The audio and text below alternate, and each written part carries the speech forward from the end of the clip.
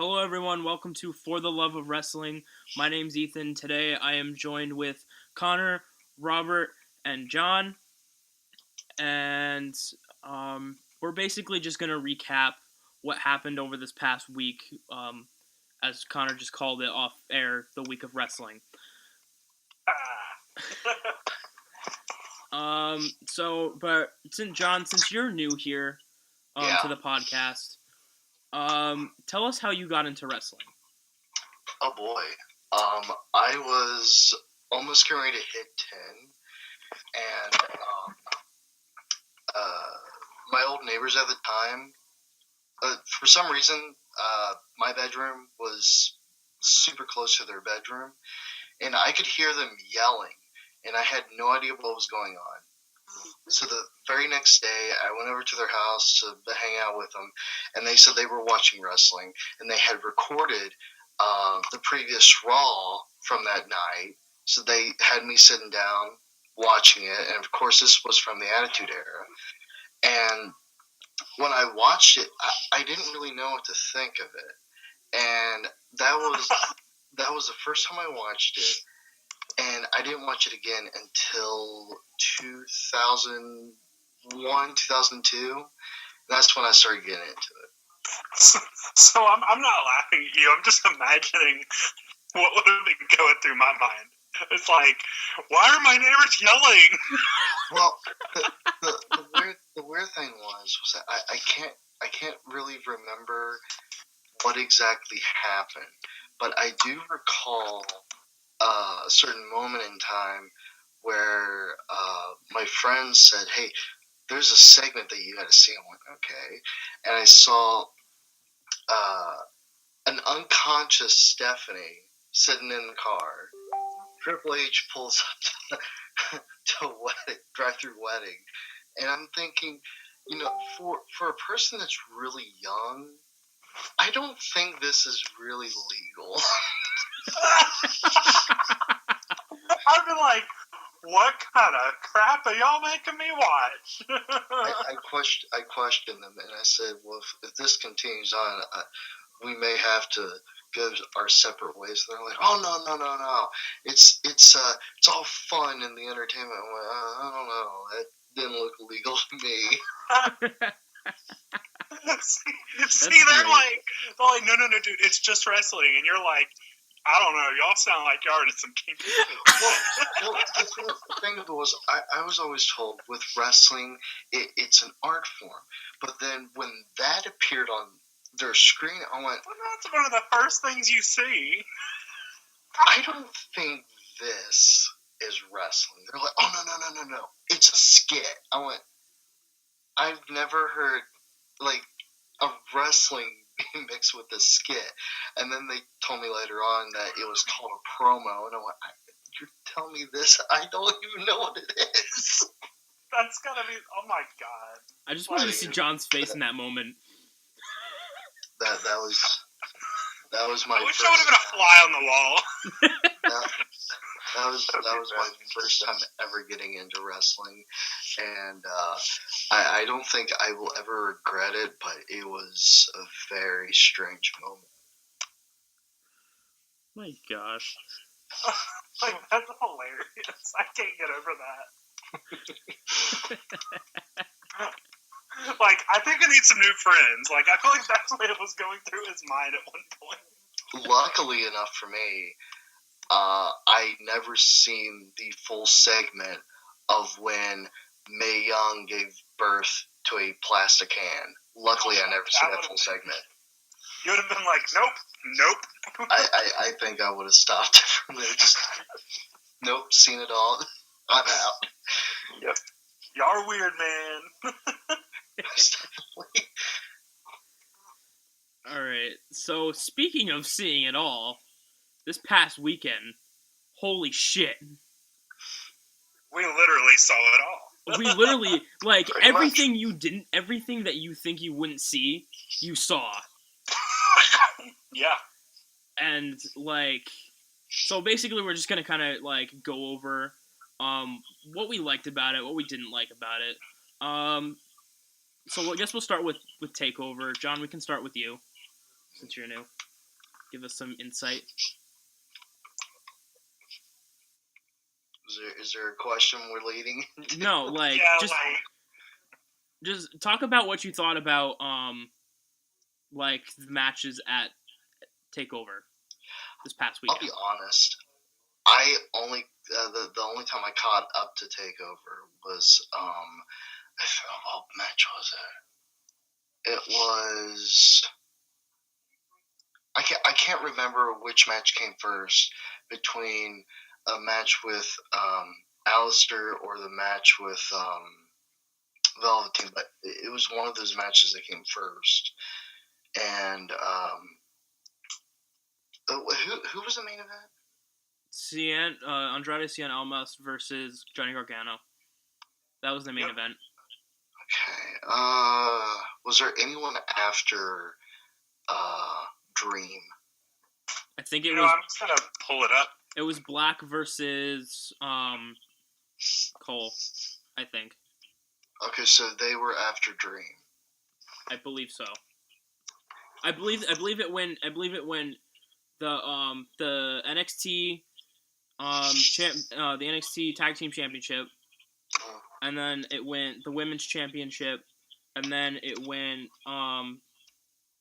Dream, and Ono, right? And then it went Cole and Black, and then it went Andrade and Gargano. Yeah, I think when I just started tuning into Takeover Philadelphia. Okay. Yeah. Sorry, gotta pull it up. Dream and Cassius Ono was the second match. Okay, I got it mixed up then. The first match was the Tag Team Championship. Okay, yeah. I had seen the ending to the Tag Team Championship match, which, to be honest, I wish I would have seen that, but I was busy meddling with other things. But Stuff happens. To be quite honest, like, I felt like Takeover did quite the fantastic job that it actually did do. But I didn't think it had somehow surpassed the Royal Rumble, in my opinion. I agree. Which I think, I think everyone else assumed that Takeover was going to surpass the Royal Rumble, but when after watching Takeover, I'm like, could Royal Rumble do it? But oh boy, it completely it completely got me pretty good. But yeah, Takeover, it was really good. I was actually surprised at how good Almas was in the main event. Yeah, he really came to shine. 5-star match by Meltzer. Which that never happened. I was completely surprised to hear that Meltzer rated it 5 stars and went. Do you know what Meltzer rated the Aleister Black versus Adam Cole? I'm guessing a 4.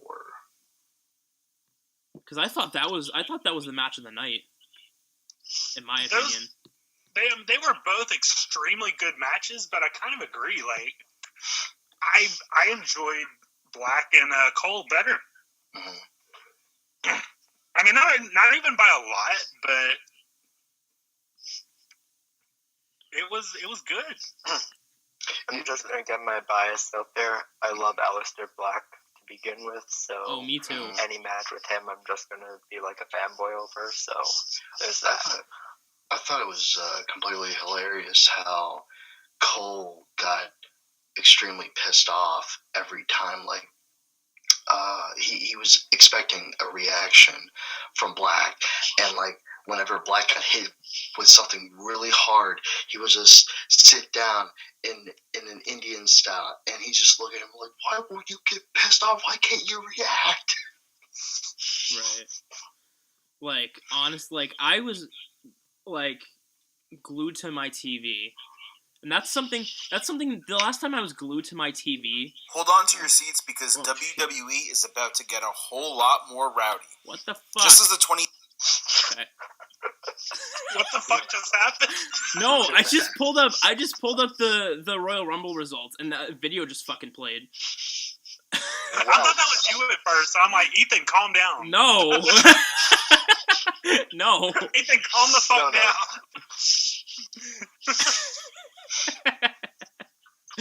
I was really like thrown off there for a second. Woo. I saw the reaction on John's face too. He's like, "What the fuck?" See, I didn't even like have the thing pulled up. I really wish I had. I heard it and I went, "Wait, is this part of the show?" No. This is John's first time. He's like, "What the fuck is happening?" It's worse than his first time watching wrestling.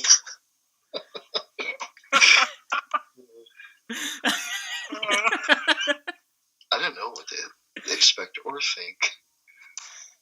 Anywho, okay. So it's us, so you never know. What I was saying was the last time I was glued to my TV was Survivor Series when AJ and Finn had that match. That was the last time I was glued to my TV like that. Because that match was phenomenal. That had to be what in New Japan? What? What was that in New Japan? No, that was at Survivor Series this past year. Oh, okay, that's a distant memory of me then. I can't remember any matches from a month to 2 months. But yeah, that match was phenomenal. And this match with Aleister, honestly, I've seen Aleister Black's last 2 takeover matches. He can make anyone look good. He really can. It like I was talking to someone today, and I was like, when Aleister Black gets called up and he faces Roman Reigns, he's fucked. Roman Reigns is fucked.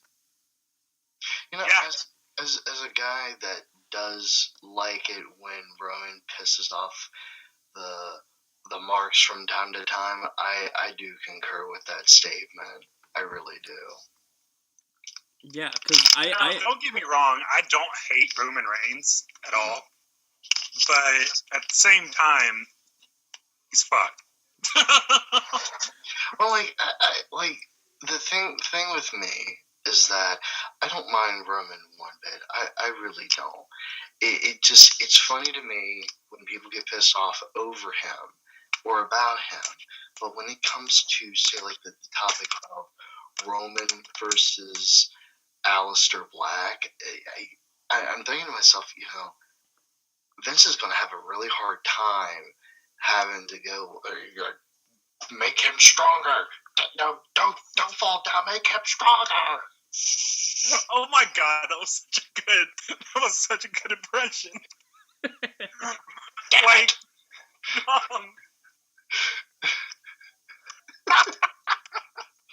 He's going down. Hit my name. I'm Vince McMahon, damn it!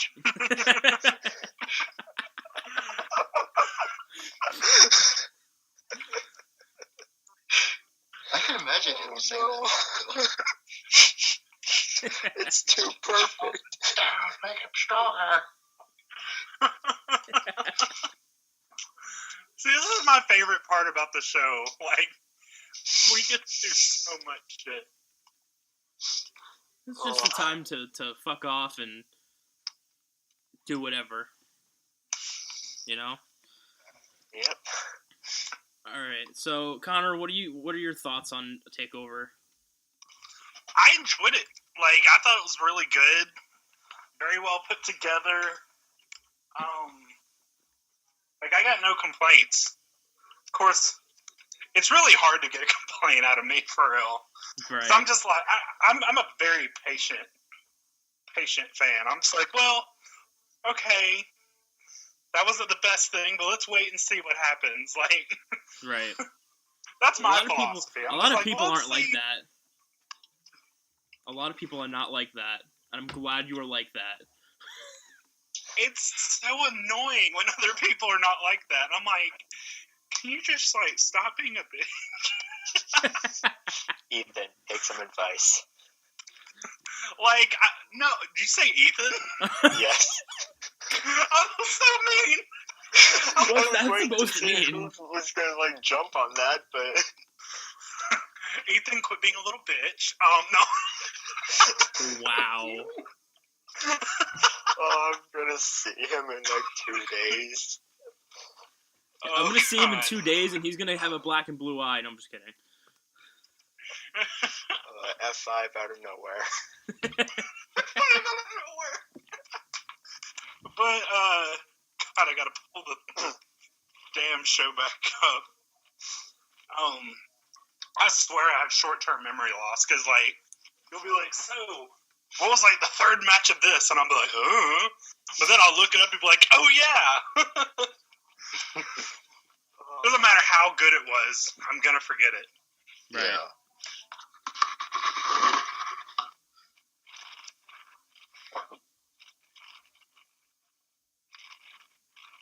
Crickets.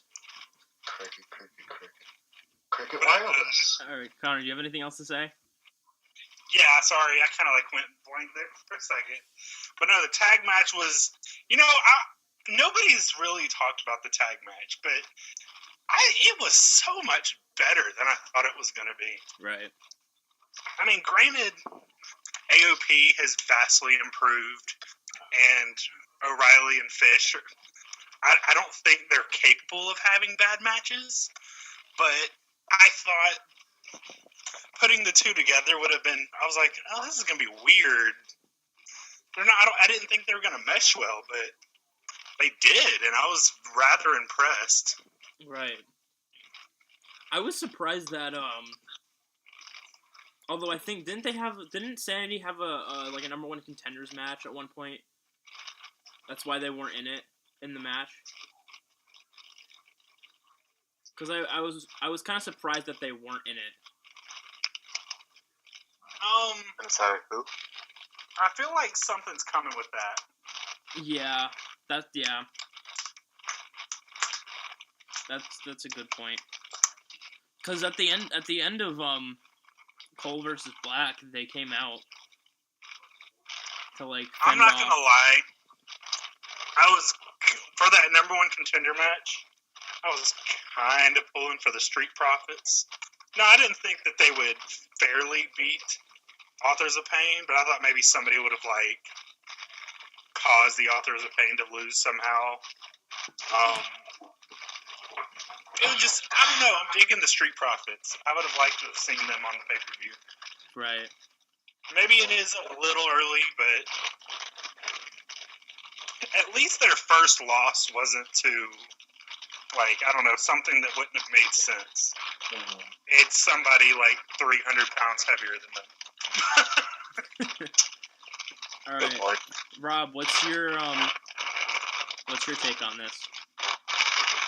On the tag match? Who's inside? On NXT Who's Takeover? inside a potato chip bag? I was thinking the same thing in a way.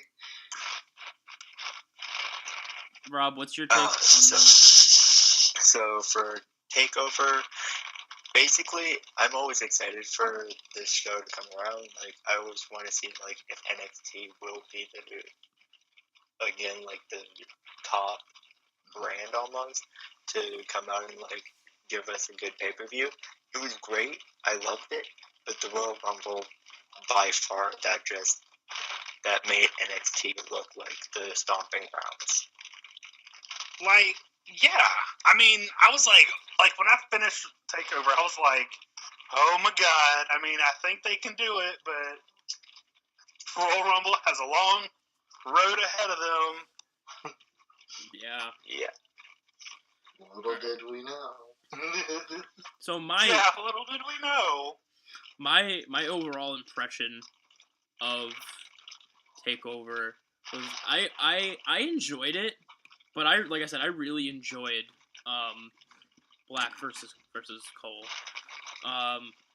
and then Andrade, and I didn't really, in all honesty, I didn't really pay attention to Andrade and Gargano.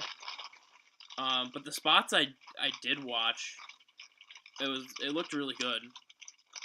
Andrade versus Gargano was a lot better than I expected it to be.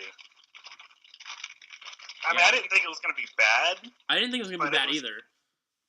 I was like, honestly, I hate to say this, but I was like, is it worth? I don't know. I'm not a huge. I like Johnny Gargano, but I just don't see him as a main event guy. No, I don't either. Like when he gets called up, there is a lot of resistance going on in the chat right now. Mm-hmm. Like a lot. Yeah, I don't know who it is. Do you hear it though? It looks like it's coming from Robert's end.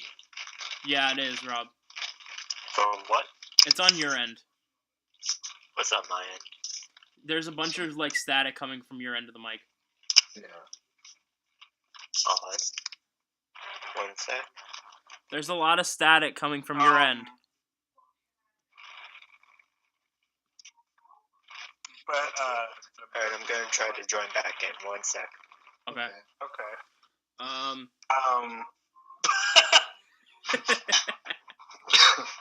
No, but in all honesty, I enjoyed this show, and I enjoy every NXT show that I watch. And I don't usually watch it on like a week to week basis, but I try to at least watch the takeover shows. Right. So, and every time I do, it just blows my mind that this is the same shit that we get every single week, except better. It's the same company. It's the same guy that's been there all along, since the Attitude Era, running this whole thing. And it's like, I hope if Triple H ever listens to this one day, I hope he runs the company one day, because the way that these NXT matches are booked is amazing. Yeah. So,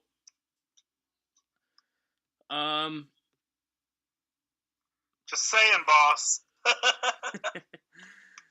So, next, let's kind of go to the next night.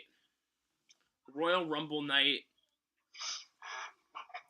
First ever Women's Royal Rumble. So, Connor, do you want to give your thoughts on that first? Just for the Women's Royal Rumble? For right now, yeah. Well, because that was kind of the big point of the Royal Rumble this year. God, I was so impressed. It blew my mind. I was like, I don't know, like, just everything about it. Everything about it, like, was amazing. And I'm not gonna lie, let's see, I'm pulling up the list of, like, who came out in what order and all that. The first surprise of the night was, seeing Lita. My jaw dropped when that happened. Yeah, seeing Lita, I'm not gonna lie, I did expect it a little bit. Because just a certain phone call I heard weeks before, but at the same time, you're still not ready. Yeah. It's like, you can't be ready, you know what I mean? She looked so out of shape and so ring rusty. I was going to say that. It was really sad. It really was. But you really can't blame her, because like, I mean, she hasn't been in the ring in so long. Yeah. She still looked great, but yeah, I mean, it's been so long that, honestly, I don't really blame her. Like, it's been, except for like that one-off match with Heath Slater in 2012, it's been like over 10 years. God, I didn't even realize she was in a match with Heath Slater in 2012. Yeah, it was on the Raw 1000. Oh, I do remember that. That was a weird match. Yeah. Yeah. It's like, yeah, very weird. But, okay, So then the second match, or the second surprise, not match, sorry. Second surprise was seeing Kairi Sane. Yeah, And she while really. I was a little upset, she got eliminated as early as she did, only being in the ring for a little under 5 minutes. Well, she was It a was still placeholder. She was a placeholder for Alicia Fox. Yeah, she was a replacement, but it was still nice seeing her. Like I wasn't complaining. Like it was really nice to see her there. Right. And honestly, and I'm gonna say this, and it's gonna sound horrible, I was happy that Dana Brooke eliminated her only because I love Dana Brooke. It was Same. so nice to see Dana Brooke do something relevant. relevant. Yeah. You don't understand. Dana Brooke, I mean, I don't know if it's just because she... Let me tell you something. Let me tell you something about Dana Brooke. So when I was at Raw last month, You better not make me not like her. no, I'm trying to read what Connor's or what Roberts wrote. Basically, I can't hear anyone but you, so Oh, he can't hear anyone but me. yeah, just continue on Well, with everything. I can I'm gonna hear try to him. fix this. He can hear you. Connor can hear you. Yeah, Yeah, but I'm having the same trouble that John was having earlier. He's having the same troubles John was having. Are you on Yeah, Chrome? Rob, are you on Chrome? Yeah. Oh. Huh. Chrome's working for me. Maybe join back. Try joining back again. Yeah, I'm gonna sign out on. Wait, John, can you hear Robert? Yeah, I can hear everyone. So he just... Oh, I mean, shit, I said the wrong thing. Ask Robert if he can hear John. Oh. I literally said my sentence backwards. All right. Anyway, continue, Connor, with what you were saying. Oh, yeah. Okay, so I loved it. I loved to see Kairi Sane get that elimination. Wow, I said that backwards again. I love to see Dana Brooke get that elimination. Oh yeah, I was telling my story about Dana Brooke. So I was at Raw. I was like Raw at last month, and like it was the part where they before Raw where they did main event, and I saw Dana Brooke come out with Titus O'Neil and Apollo Crews, and I was like, when the fuck did Dana Brooke join them? I don't remember them. I don't remember her ever joining Titus at all. It was totally random. It was just like all of a sudden, and then Dana Brooke joins to Titus Worldwide to be their statistician or whatever the fuck they called it. It was weird. I think I remember her joining them. It was a backstage segment, and I think the camera was focused on Dana doing something, and Titus came up to her.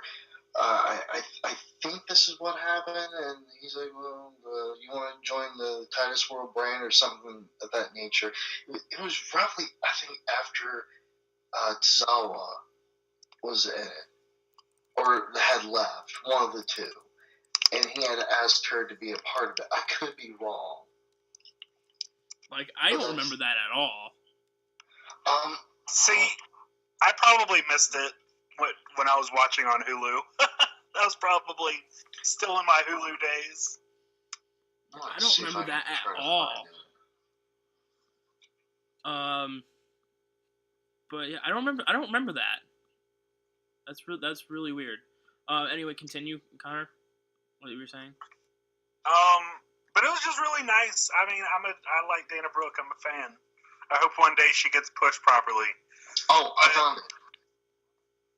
Go for it. It was not on Raw specifically, but it was a Raw Fallout moment on their YouTube channel. Oh, like and anyone Titus just came up to her and was talking about it, and I think she had said yes, and that's how it came about. No one watches Raw Fallout, though. That's the thing. Like, no one watches those after Raw things unless it's like important or like relevant. Like, I watched it when, like, Matt became Woken, and, like, when Matt's still on there sometimes, but that's about it. Right. So, yeah. Anyway, continue. So, yeah, after Dana came in and did her thing, somebody who just warms my heart in so many different ways, and she's just a wonderful person. I saw the great Tori Wilson coming out, and I'm like, yes. Me too. I love Tori Wilson so much, and I had a feeling she was going to be in the Royal Rumble because of just certain things. I don't know how I found her because it was completely random, but I'm not a huge Instagram person. My wife got me to get one, and but I just randomly found Tori Wilson on there. I'm like, oh, cool, Tori Wilson, and but then like I started following her. You know, just that sounds so much creepier if you're not aware of social media or Instagram. Yeah. But just like watching her live videos, because I like, especially her late live, and enjoying watching people's live videos, which also sounds creepy. But she's just so awesome. Like she's very much an encouraging person. She's extremely humble. So then I don't know, just seeing her was like a really good like moment for me. So I loved it. Next we had Molly Holly, which Holy shit. I wasn't expecting that. Molly Holly is a fucking troll. Yeah. And I mean that in the best way possible, because she trolled the fuck out of everybody, and I loved it. She made a post like a week before the Rumble and was like, so people keep asking me if I'm going to be in the Royal Rumble, and I'm like, I am? Blah, blah, blah. And of course I'm not. That's weird. And then she's there. So I'm like, wow. I was like, you just won my heart. Good for you. Like, she was awesome. That was one of the biggest surprises, in my opinion. Yeah. And then, like, Michelle McCool. Bless her heart. I'll never get to... You say bless her heart? Yeah. Why? Because she's an awesome woman.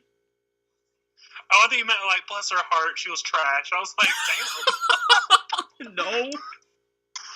No. Yeah, it was great seeing Michelle McCool. It was not at all good in any horrifying way. As excited as I was to see Tori Wilson, was as unexcited as I was to see Vicky Guerrero.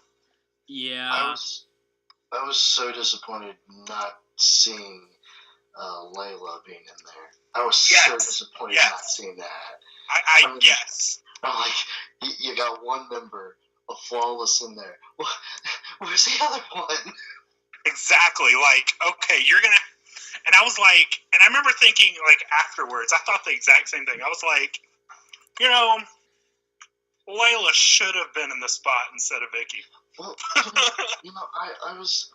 I was thinking about it because, like, for like the longest time, ever since I had seen Layla on television, I had always had the biggest crush on her, and she still looks attractive to this very day. And you put some of these people that, to me, I don't think they should have been in it, but it would have made me a little happy knowing that Layla was in it. They're like, oh, no, we're not going to put her in there.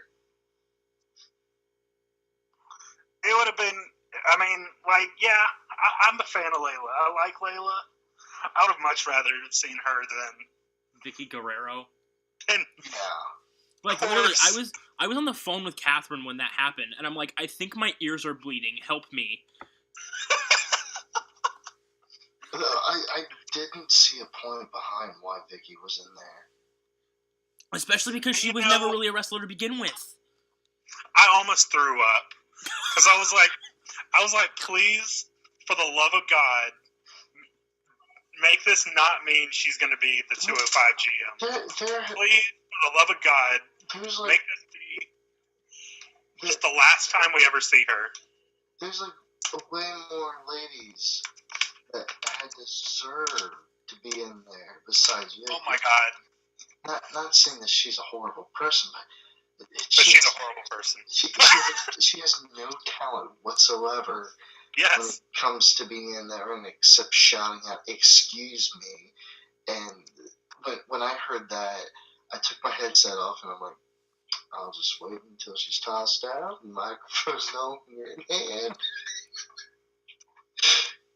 Which took no time out. So It was like 1 second.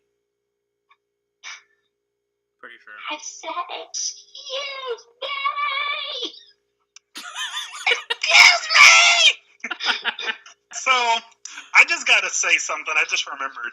The first, my of how I got started on wrestling. I'm just gonna do a quick recap because pretty much everyone's heard it, but John. I used to kind of joke about it, and then my friend basically is like, "Hey, I'll literally give you my free ticket. Nobody's coming with me. Let's go watch wrestling." So I was like, "Cool." Vicky Guerrero was there. Back into I still am fuzzy on the details. Back in whatever year it was, people roasted Vicky Guerrero in the most savage way by starting the most horrible chant of "We smell bacon."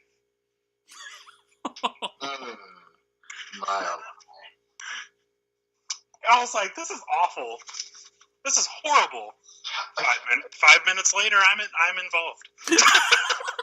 I felt so bad, like when to say the least, after Eddie had passed away, like I felt so sad over the fact that she had went to a very small figure to like an obese figure, lost some weight, and when she came back, I'm thinking, I think she put on a little bit of weight. Sorry, just how you said that. I think she's kind of a fat ass now. Well, I mean, when Edge speared her that time, I mean, he wasn't spearing Vicky. He was spearing some shaped, oddly weird figure. I don't know what he speared, but she went tumbling down. I mean, not the fat shape, but I mean, why? Dog? Porky pig? I do want to go ahead and point this thing out here real quick. It was leading back to Takeover when it was Ember Moon versus what was her face? Shayna Baszler. Yeah, Bailey's buff cousin. But here's the wait. How's she basically? Because they both look like a horse face. Oh gee. The thing was that two things I'd like to point out here.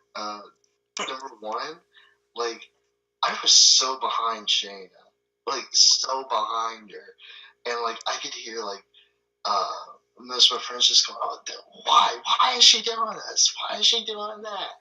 And the crowd, I could hear a little bit of them booing, and I'm like, I'm loving this dominance. I love it. Honestly, like I joke about her, but she does have incredible talent. Like she is not anybody to fuck with. Like another thing that I like to go ahead and point out too, like I heard guys I normally talk to, they're like, "Oh, she's not attractive." I'm like, "Bull, I think she's attractive." They're like, "Wait, what?" And I'm like, "I do." And then I'm like, I thought she was Hispanic, and apparently she's not Hispanic.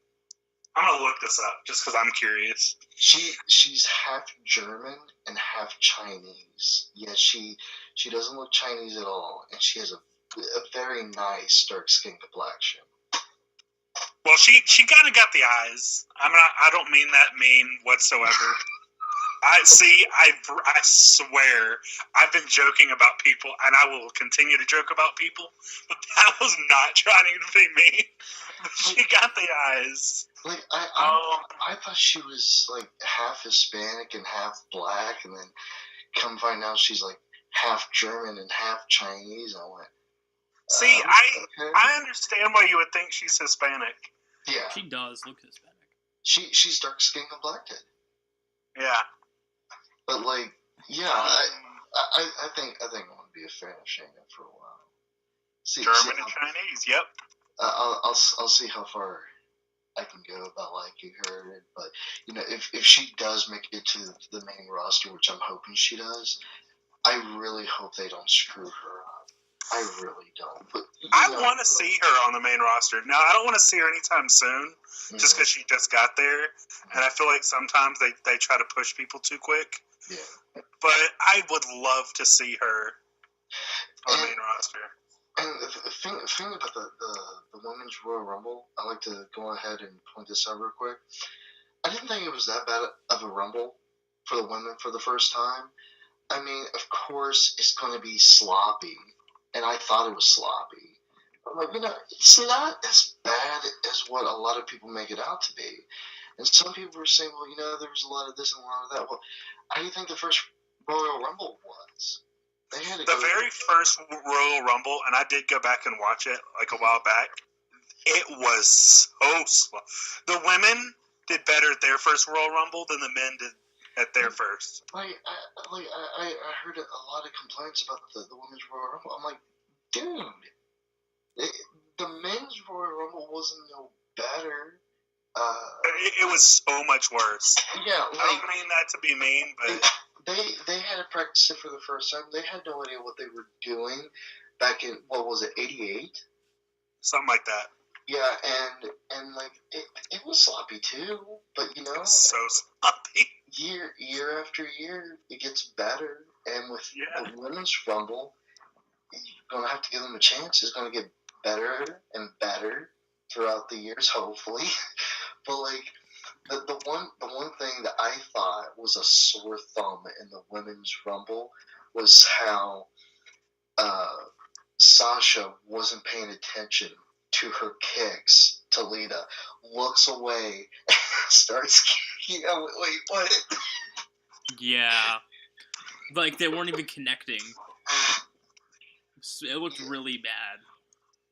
You know, I know WWE has software to make things look like it never even happened, but if they could, you know, slide her over, maybe. God, you're so funny. I'm just saying, like, just, they're like, oh, see, no one's gonna notice this, and boom. That's what I'm thinking. A little slight edit here. And done. Never happened. It's looking like she's not gonna kick. We can fix that too. And just make her stomach go like this a little bit. Wiggle wobble. Kick. Good. Okay, it's done. Just send it over to the...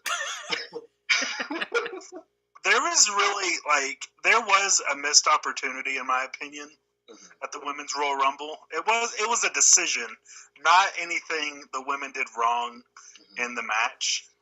It was just a decision of not having a certain person there. Certain people.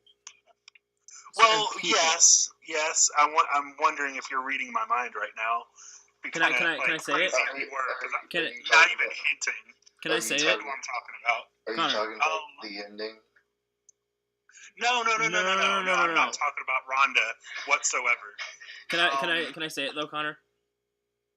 Who do you think I'm talking about? Iconic duo, Nikki Cross. Holy fuck! You read my mind. Because that's what I was gonna say. About the iconic duo. I want to give Nikki a little bit of time, but I was talking about the iconic duo for sure. I really wanted them there. I feel like it's time. Because you remember, like, when it was over, I sent a message to the chat and I was like, wait, where the fuck is the Iconic Duo in this entire thing? Because they weren't at they weren't at Takeover, they weren't at Royal Rumble. I'm like, where are they? Right. Like, it made no sense. Unless is one of them injured or something? I'm gonna look that up.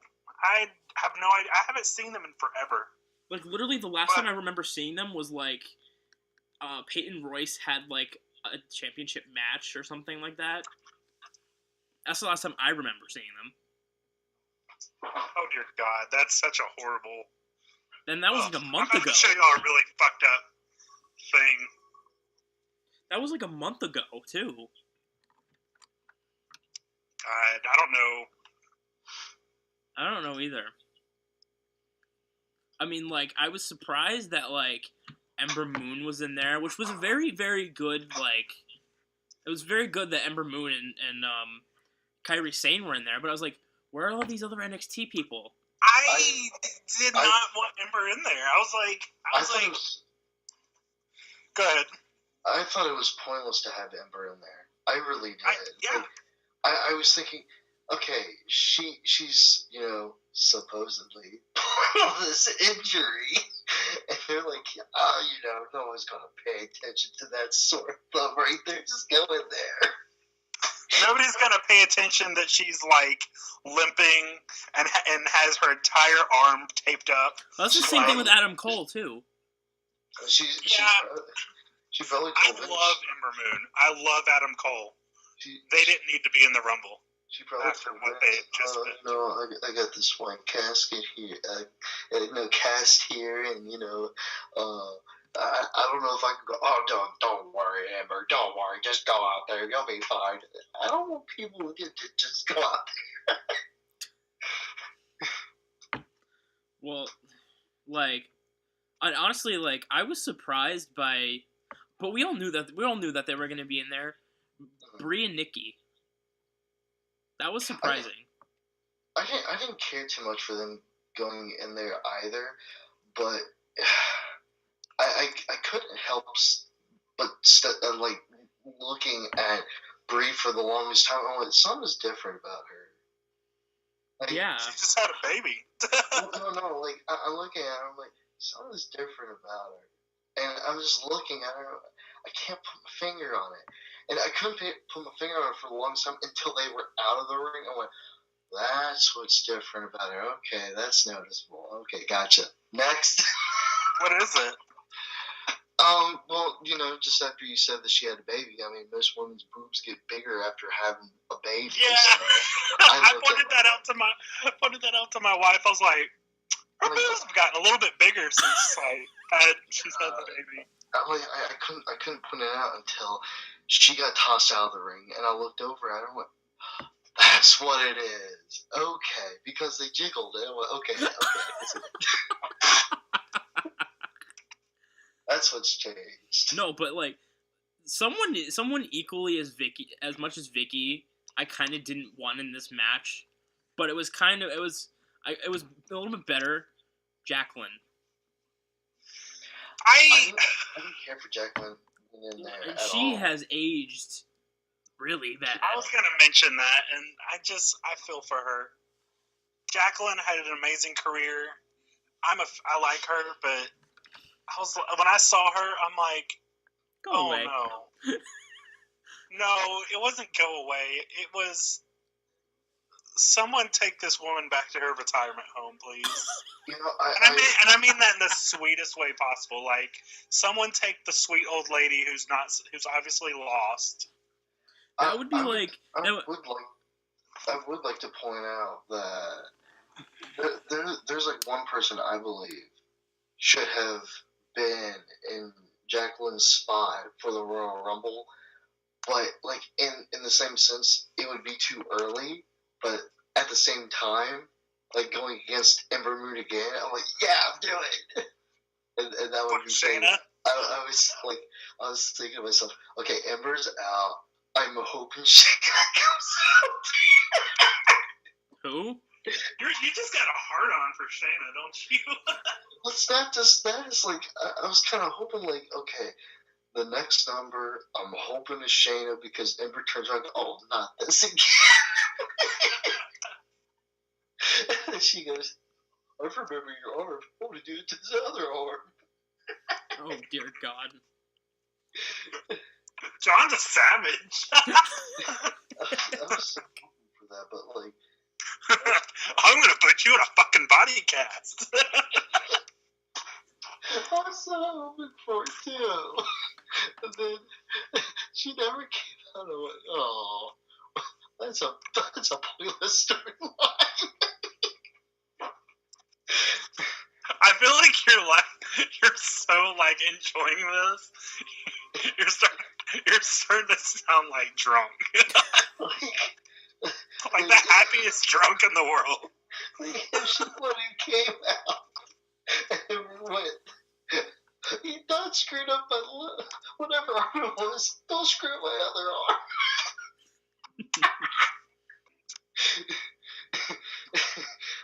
Like, I can't go match. You're enjoying this way too much. I laughed so hard at that match though when she just completely ruined her arm. I'm thinking, if she shows up at the Royal Rumble, it doesn't wear a cast, I'm gonna be so.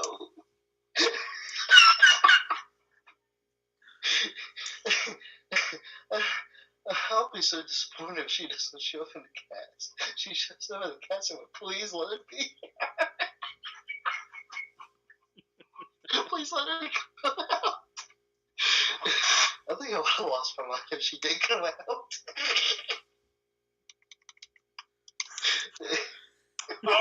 Alrighty. All right, let's talk about the ending a little bit here. Ethan, you sound so disturbed. You're like, okay.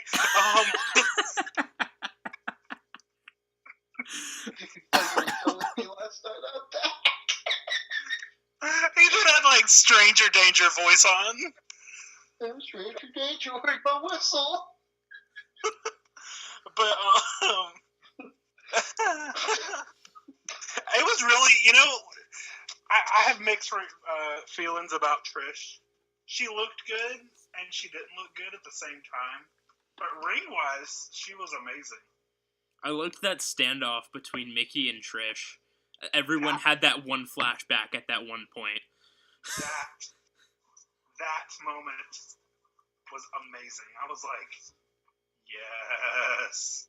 When they were both standing like face to face or eye to eye, whatever you want to call it, I was saying to myself, if Vince allows her to lick between her ring finger and her middle finger, that's gonna bring back her nostalgia.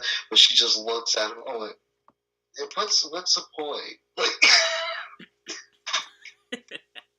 I was a little cruel during that match, but like, I was a little disappointed knowing that it was the main event, but not knowing the fact of what happened after that match. I'm like, oh, okay, that makes a lot of sense. Yes, I agree. That. Chills. Now, I do want to say the one thing I didn't care for. Sure, it's going to sound like a stereotypical kind of thing for me, at least, but I didn't care for how WWE had two Asians winning the Rumble. Two Asians winning the Rumble? I didn't care for it. I'm like, okay. Yeah, after that happened, I was like, I told my wife, I was like, Team Japan! Well, I sat there thinking, okay, one of them won. Let's see if, we get somebody else. No, okay. Two of them win. Why not? Yeah, I mean, I was a little surprised. I was actually surprised that Shinsuke won, because I was like, please don't be Roman. Please don't be Roman. Me too. Me too. The person I really wanted to win, out of the Rumble, which surprisingly wasn't Roman, although he was my third pick, was actually Finn. I wanted him to win. Yeah, I did too. He was one of my picks. And then when he got tossed out, I seen Roman. I'm like, why not? Because my second pick never got into the Rumble, and I was thinking to myself, okay, it's either Finn, Braun, or Roman. And then when they had the Royal Rumble come before the Universal Championship, I'm thinking, wow, that completely screwed up my pick. So I had to rely on Finn, and he failed me. Some people I would have. I'm just gonna look at the list. It would have really. When I saw him come out when he came out, I was like, actually, two big picks of mine that I wanted to win. Yeah. Even though I was like, yeah, they're probably not, but it'd be really nice, please. Mm-hmm. And then they came out at 1 and 2, Rusev and Finn. I was like, come on now. I was so happy when Rusev got eliminated. Like, of course you were. I was so happy about it because I get so tired of that daggone meme going around. Rusev Day, to kill. That meme is glorious. So over. Like, there was so many chants. And when I went to SmackDown in Birmingham, the crowd was erupting for Rusev Day. And I thought it was so funny because then Daniel Bryan, right after that, was like, oh, I love how Breezango is so over with the crowd. I'm like, is he retarded? I think he only says that because he's told to say that. But, like, if you got to make but when literally the whole crowd is like, Rusev Day, it's like, it's time to call an audible. Like, I didn't care for a lot of endings when it came to the Rumble. I definitely didn't care for the Universal Championship ending. It should have been Braun, in my opinion. It should have been Braun. But, like, Lesnar took it and went, your average mark would probably get mad about their favorite losing. I'm just sitting over here, just, okay, let's see what happens at the Chamber.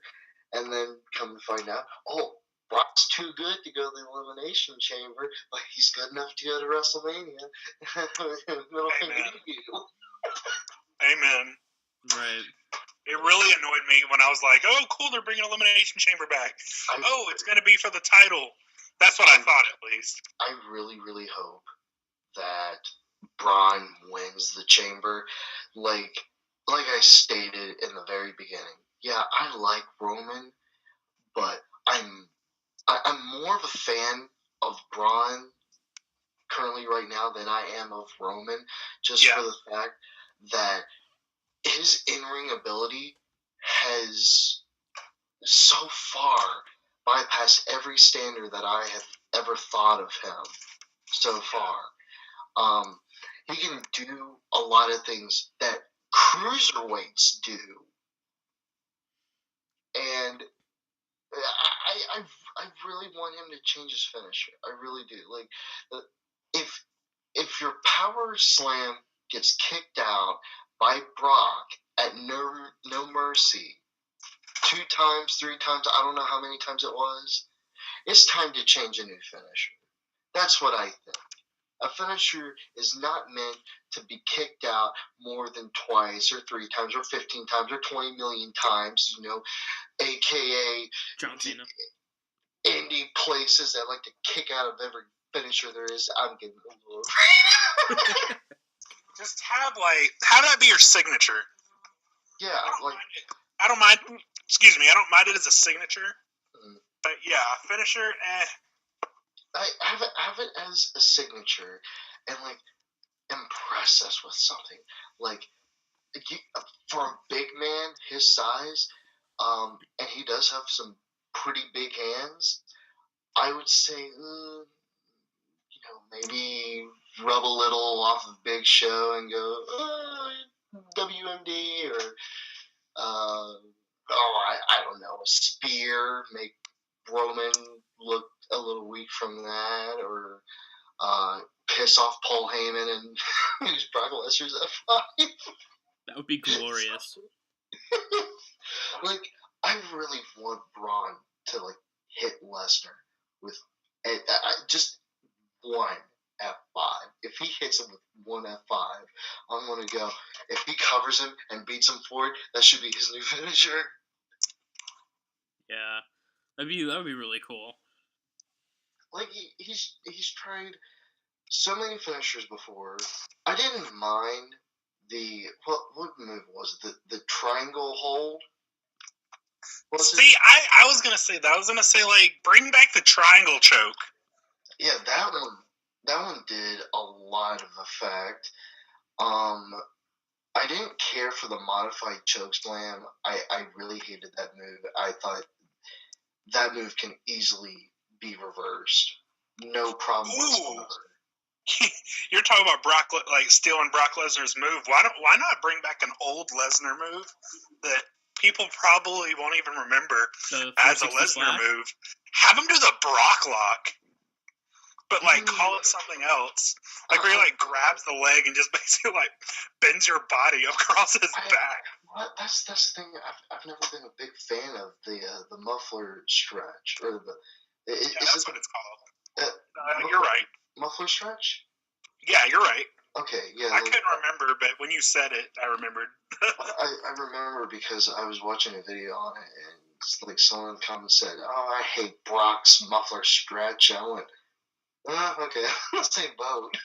But like, I don't think the muffler stretch can really do it. Like, I think maybe for a storyline purpose, like if you're really wanting to damage that leg, like have a finisher that supports it. Like if you go and you use the muffler, damn it, I now forgot muffler stretcher.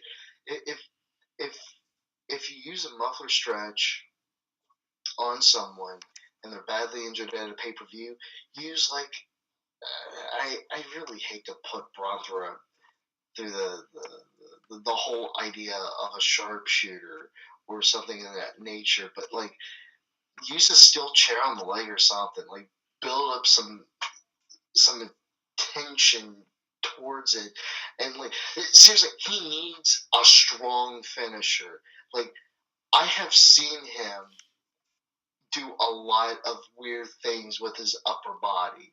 I mean, he rammed Roman into a turnbuckle and had it explode. Which I honestly thought that was funny. He's there's a lot of other things he's done. I don't think he can finish a move with a clothesline. What do you all think? No, I really don't think he can.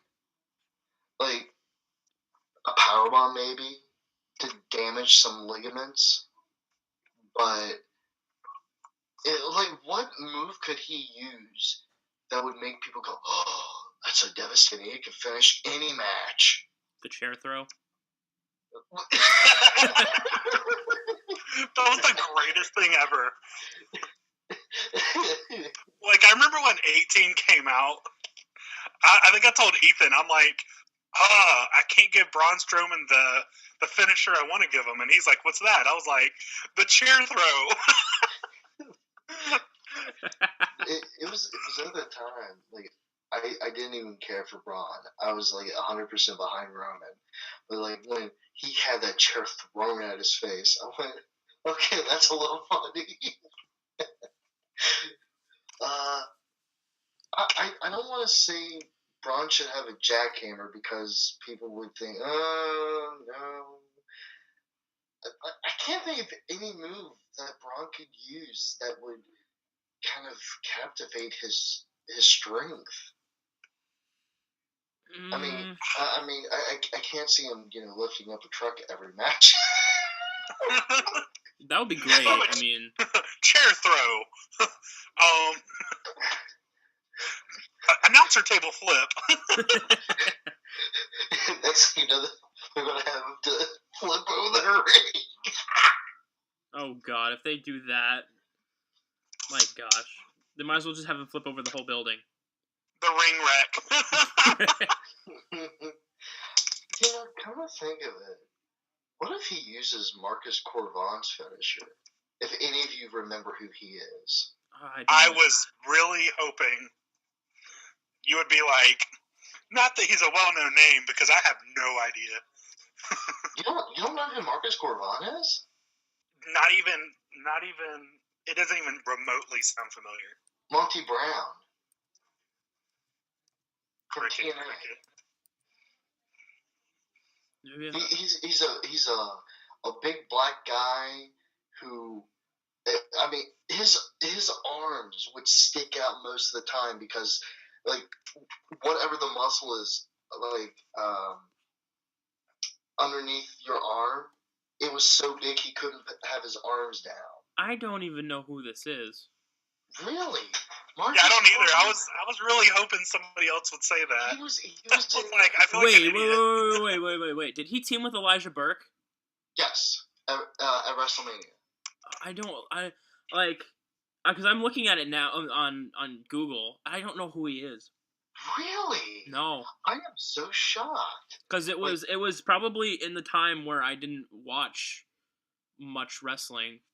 This was back in 2007. Yep, I didn't watch wrestling that year. Oh wow! I was a very late with wrestling. I believe it was either. Honestly, I think I started watching in 08.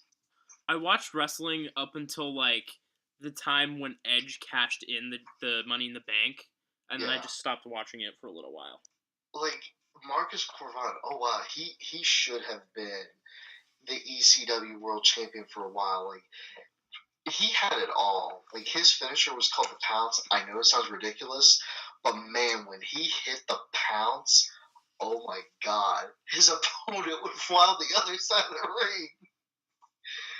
But like the Pounce was so good, and the only way I knew he was going to hit the Pounce was he would Irish whip his opponent from rope to rope, like, and then he would run over to the opposite side of the rope.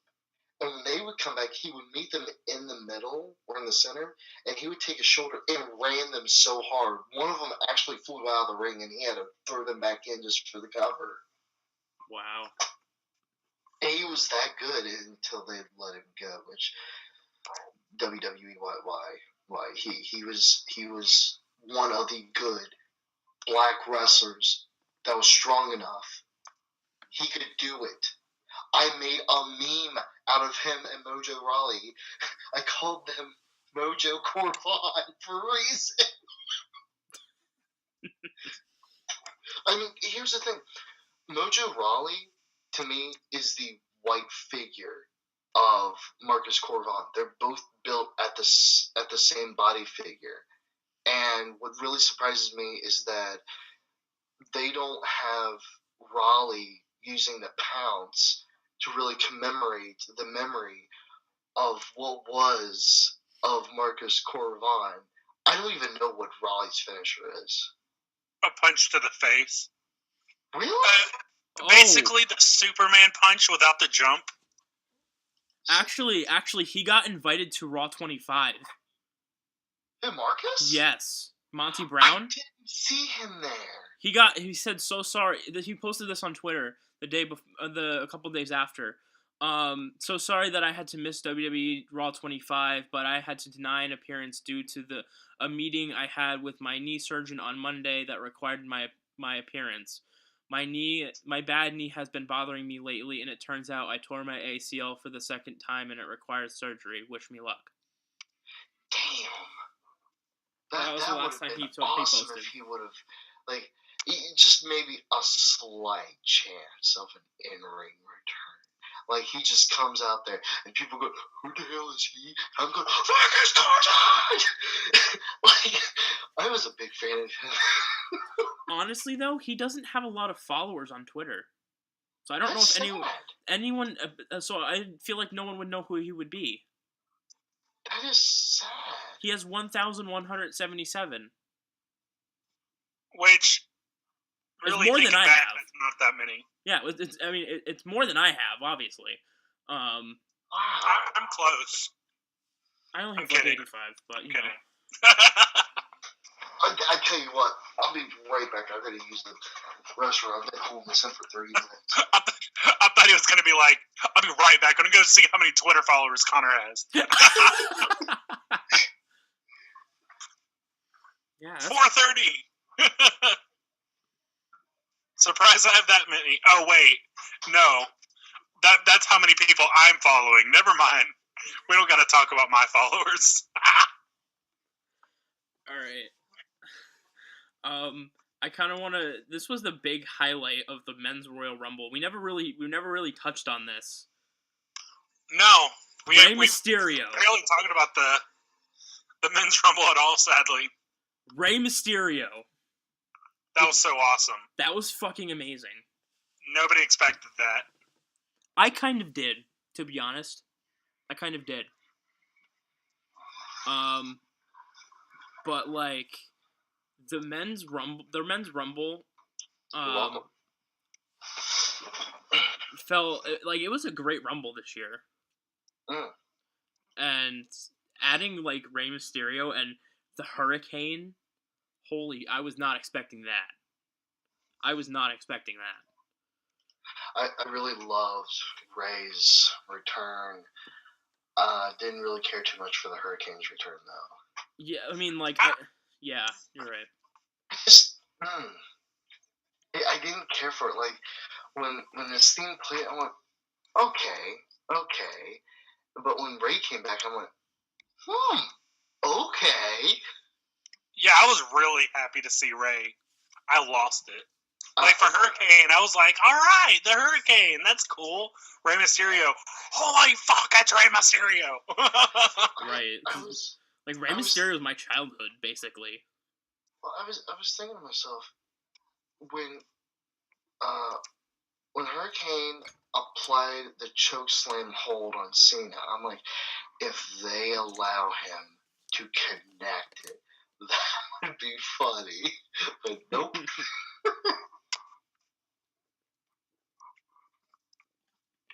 But yeah, like was there another return that I'm missing, or that was it? Not really. That's one thing that I was a little surprised about the men's. There wasn't really that too. I mean, there was a few NXTs, but not really. Like, I felt like there could have been more with the men's Rumble. Well, not to like apply, markness for those that keep putting up the meme of CM Punk. Like, I thought to myself, if they were on good standing terms, he came out, I think everyone would lose their minds. There was also like the whole like the day before that morning.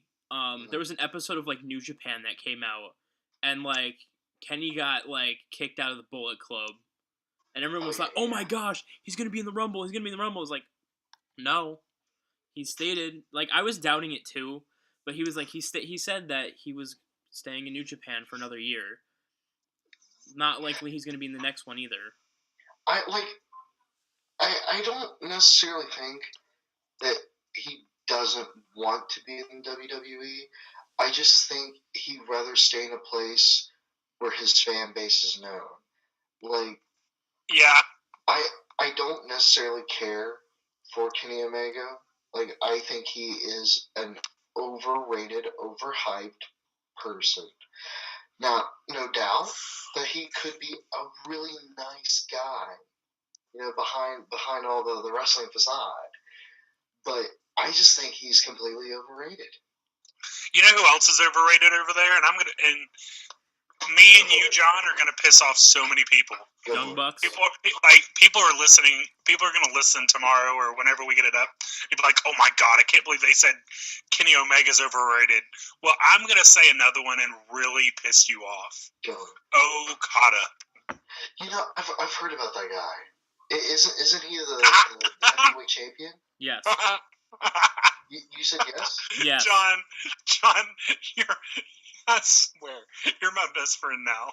Because, like, people who watch New Japan are like, oh, God, that's the greatest thing ever. And they're, like, whacking their dicks. Yeah. But you're like, yeah, I think I've heard of them.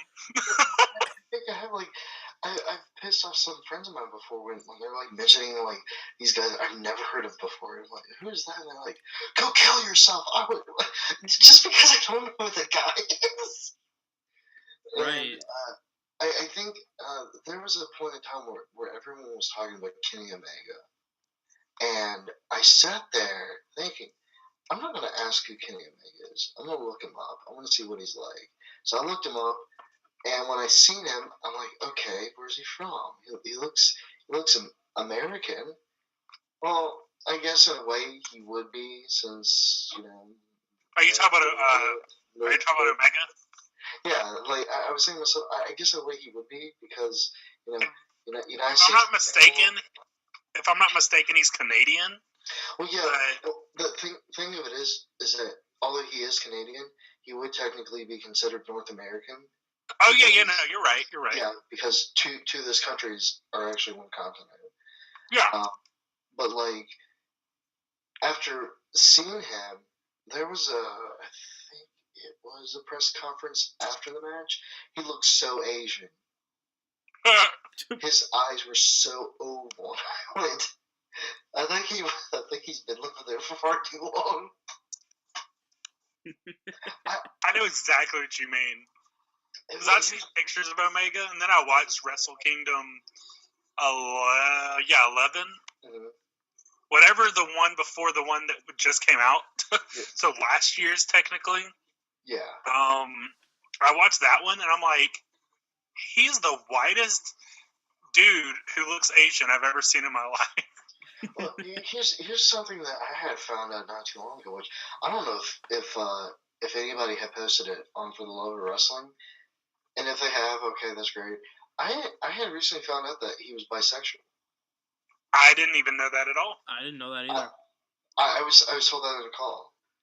I was told about that, and I went, and see, people make sexuality like into a bigger deal than what it should be. It's like, oh my God, did you hear? I'm just gonna make something up to. I hope nobody like gets pissed off. Oh my God, I heard that. God, I'm trying to think. Heath Slater's actually gay. Like, who cares? Who cares if he is or not? I mean, if he can perform, great. But Heath, I'm sorry if you're listening. I'm sorry.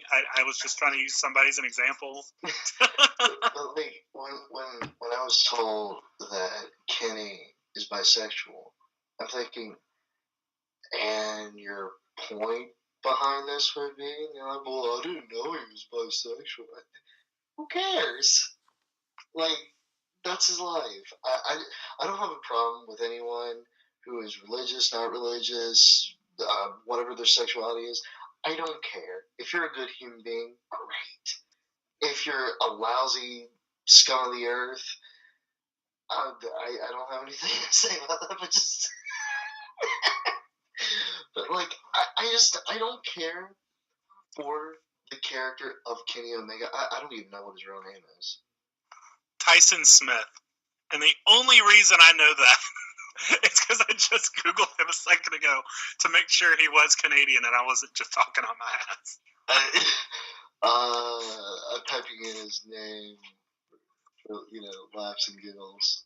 I think it's weird to think of him as a Tyson. Tyson Smith. I think that would have been a way better name than Kenny Omega. I don't know. I feel like Smith is just a name that no famous person should ever use. Well, Smith is just too much of a generic surname. Yeah. It is the only generic surname I have ever heard of. But, like... Maybe like combine them, like Tyson Omega. Tyson Omega sounds so much better than Kenny Omega. Yeah. Tyson Omega. It would have to rub off me sooner. Well, yeah, but at least I wouldn't think of someone who constantly dies. Tyson Omega. Oh my god, that was so good. That was so good. But like, you know, whenever I hear the name Kenny, Yeah. I think of South Park. I just think of constant death. South Park. Well, like the thing of it is that It's like, oh my god, you killed Kenny, you bastard. I don't mind Kenny one bit. I really don't. Like, if he were to go over to WWE, I wouldn't want him to be who he was in New Japan. I want him to start off from scratch. I want him to be something that is like new, completely out of the books. And from the like Drake Maverick. yeah, Oh like gosh. completely new and out of the book.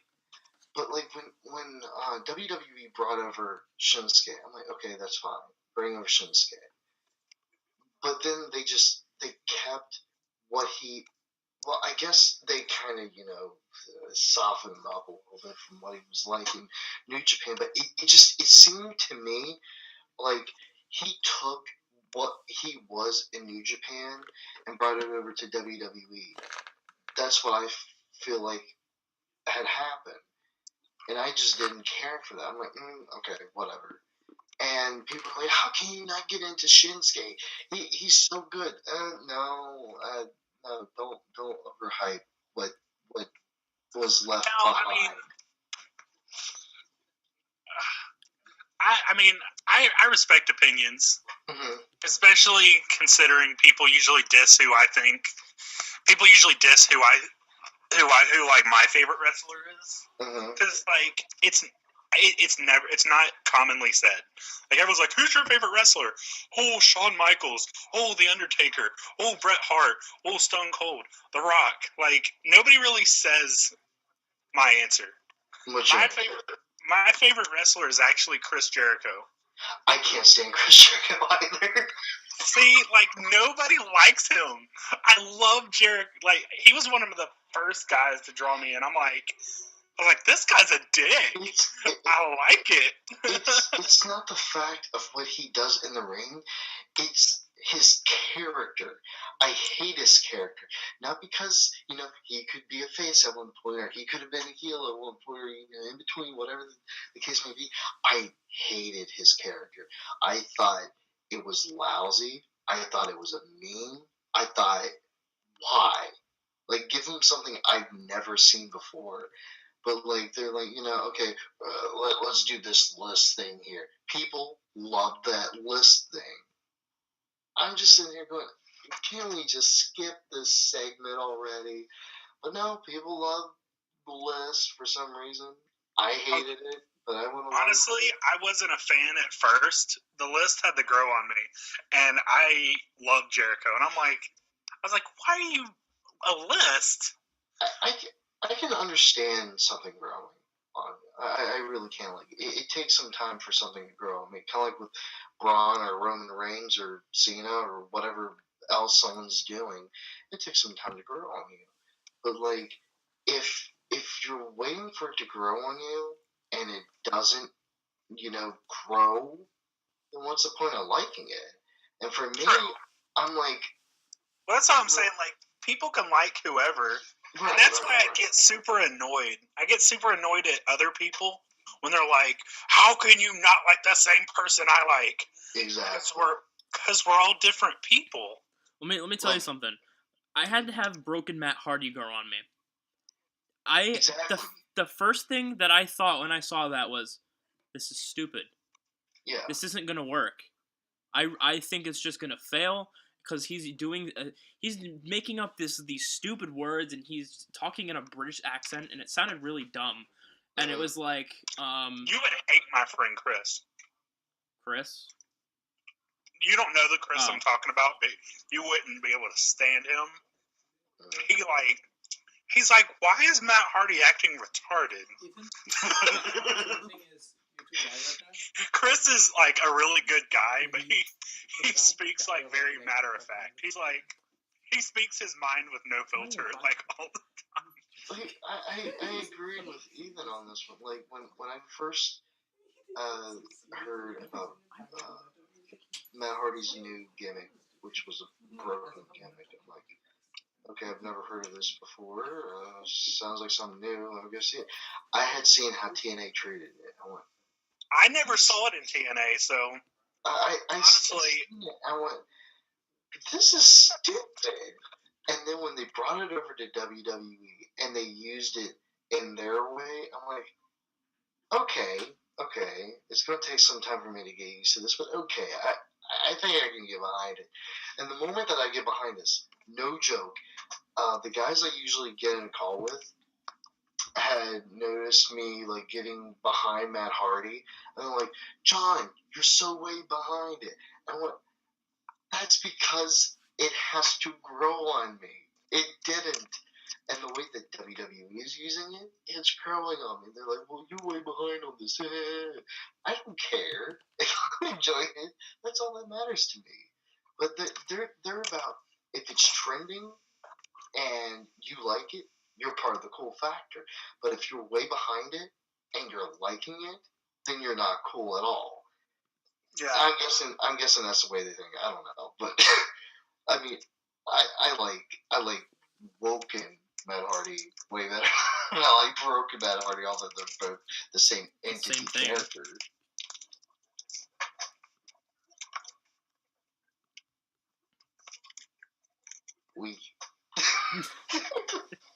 I completely agree, though. Really?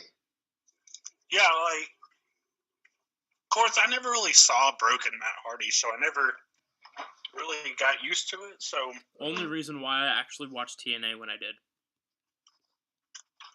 I feel like I stopped watching right before broken Matt Hardy came around, because I was like, I had to go like watch YouTube videos. I was like, okay, so what the fuck is going on with Matt?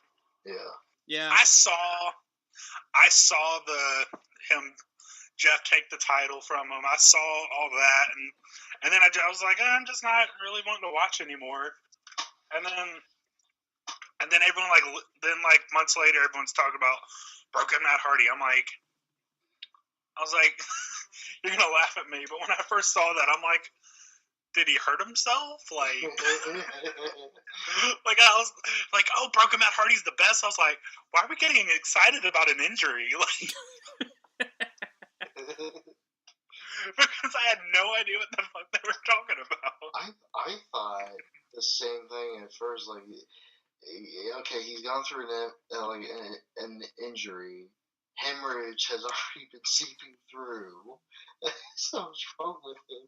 But no, like, it's one of the greatest characters that Matt Hardy has ever created. Yeah. Yep.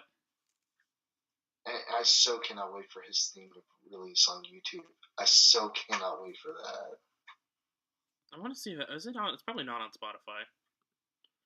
Probably No, not. It usually never gets on Spotify or iTunes until after it releases on YouTube, which is weird, but that's just how they work. I mean, I could be wrong. I mean, I'm gonna check my iTunes right now to see if Nope. if it's on there. Nope. There is actually something I'd like to touch base on. Alright. Go ahead.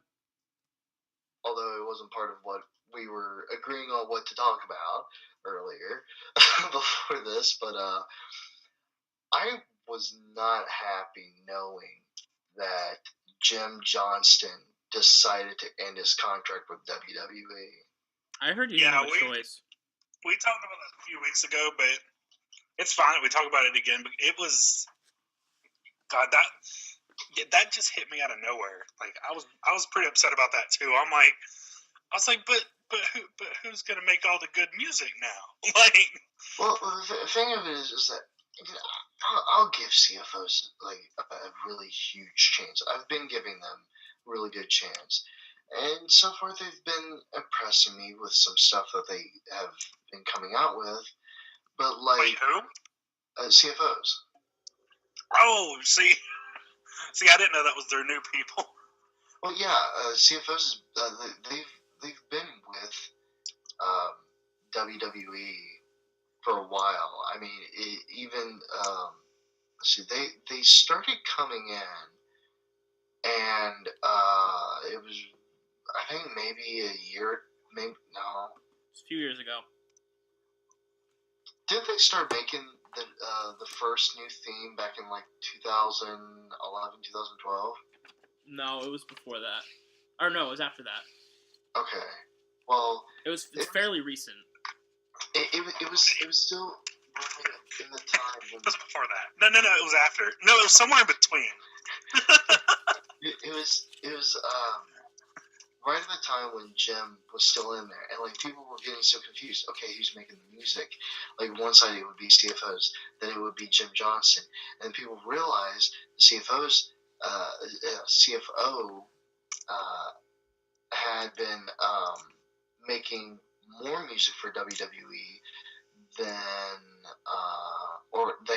what Jim Johnston would. And I'm just right now looking at it on iTunes, and somehow Enzo's theme is still in their category. But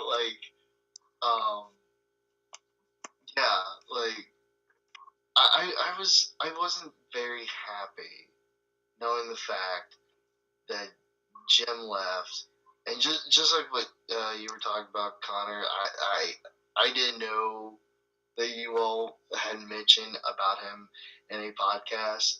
I mean, not to say that I don't listen to like every single podcast that comes to mind, but the only podcast I've been paying attention to so far is like two of them, which is Cornette's Drive-Thru and the Jim Cornette Experience, which I love so much. It's so hilarious. Do both of you listen to that podcast, by the way? I don't usually listen to podcasts. The only time I've listened to podcasts was like Jericho's podcast. That was about it. Honestly, I haven't really listened to anybody's either. Not too many, at least. Not because I haven't wanted to, but just because I don't know where people are finding these. iTunes. Well, for me, it wasn't through iTunes at all. For me, it was through I think it was NoDQ or some other place, and it led me through a channel on YouTube when it was playing next, and it was saying Jim Cornette shoots on this and shoots on that, and I was listening to some of these shoots for a little bit, and I'm thinking, does he have a podcast? And I listened to this full podcast, and it was the Jim Cornette Experience, and I'm like, okay, is this on iTunes? I go and find it. I am evidently subscribed to both the Jim Cornette Experience and the Cornette Drive-Thru, which I will be asking a question in the drive-thru whenever it pops in my mind. But some of the stuff they talk about, it's so good. Like, here recently, Jim had he purchased a headset. he was getting pissed off over the fact that he says, I keep hitting this button, and he clicks on it, and he doesn't realize he muted himself. He thinks he turned the volume down, and his co-host Brian Last, he's sitting there for a while, and I can hear him just mumbling something under his breath, and then Cornette hits a button again, and he's like, he tells Brian something. He's like, you do realize you muted yourself? He's like, no, I did. And he mutes himself again. And I was listening to this podcast going to the store today, and he was telling Brian Last something. I can't remember what it was about, though. But he was getting in the middle of the statement, and then he was saying, and then all of a sudden, he clicks it off for about 15, 30 seconds tops, turns back on, and he says, and that's all I have to say about that. Oh my god. Poor old man doesn't know how to work technology. Well, he called his old headset a cheap slut.